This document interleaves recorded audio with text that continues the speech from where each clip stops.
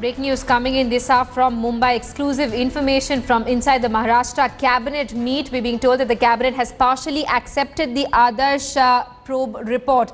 The cabinet has partially accepted the Adarsh Commission report, rejecting strictures on Vilasrao Deshmukh, former chief minister.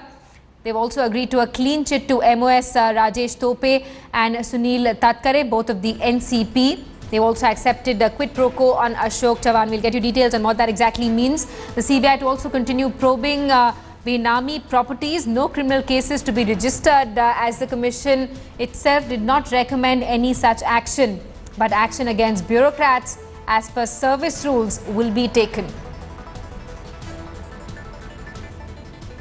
Right, let's get in a word from our Mumbai Bureau Chief Sahil Joshi, who's joining us from Mumbai this afternoon. Sahil, crucial developments as far as the Adarsh Commission report is concerned. The Maharashtra cabinet being forced to act on this after pressure from Rahul Gandhi and Sonia Gandhi. Absolutely, but the main test hasn't yet over, because the government will really have to explain it in the assembly session, the coming assembly session, the budget session, that why they first rejected the report and why, what forced them to accept the report now. Though they have not accepted the full report, more details will be coming in. But the sources tell us that the remark by the commission against Sushil Kumar Shinde and other chief ministers may not be accepted by the cabinet. But the remaining part of taking action against those IS officials who had flouted the service rules, then the people who have been found guilty of quid pro quo and other violations of MRTP Act and the Benami properties and ineligible members of the other society, the appropriate action will be taken Right, so against those. Does this mean that the politicians will be able to get away, but the bureaucrats will have to bear the brunt of this? No, we cannot say it fully, but the people who are directly involved in the whole other society scam, and they got something in return of what they did for the other society, will definitely be punished. Looks like that. At the same time, the CBI has already filed the charge sheet, and the court has to take the cognizance of the charge sheet. So even that case will continue. Now we will have to check whether the government themselves are going to register an FIR against those who have been found guilty in the commission, or they are going to say that the CBI has already done the investigation and they will wait for the case which CBI, they will wait for the charge sheet which CBI has filed in the court at this point of time. Those details will have to come in. But yes, the departmental inquiry against the officials, the politicians or the leaders who have been found guilty of getting the flats inside, who have been found guilty for quid pro quo, who have been found guilty for having the ineligible membership of the society, can be punished under various acts, and we will have to wait what government has decided to take action against that. At 4 o'clock today afternoon, Chief Minister is going to brief media about that. There are two options in front of cabinet right now.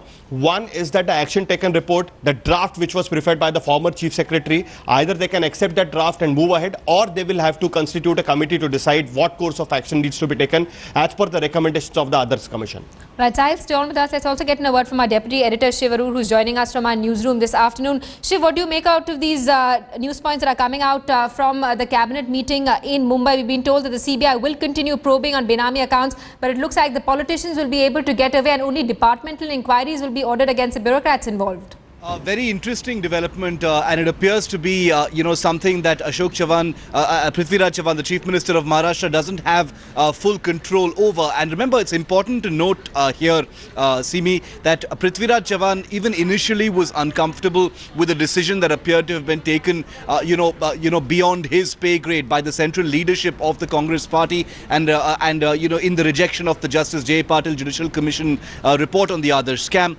Now, after a semblance of outrage by both Rahul Gandhi and Sonia Gandhi, there has been a volte-face, a U-turn by the Maharashtra government, which has made everyone involved, look extremely dubious, extremely suspect. The decision-making chain look hypocritical and convenient. But like Sahil was just pointing out, if the Maharashtra government is going to accept this report only in a selective manner, and like Sahil also pointed out, we'll know more about that and get more clarity on that at 4 o'clock. If they're going to be only selectively accepting the recommendations and the findings of this report, that is going to lead to even more outrage, a greater deal of scrutiny. For instance, if they only accept the allegations and the recommendations on action against the bureaucrats and the officials as far as the quid pro quo allegations are concerned, and completely sort of ignore the allegations or the mention of people like Sushil Kumar Shinde, Ashok Chavan and several others in the report, then that's going to lead to another major political fight.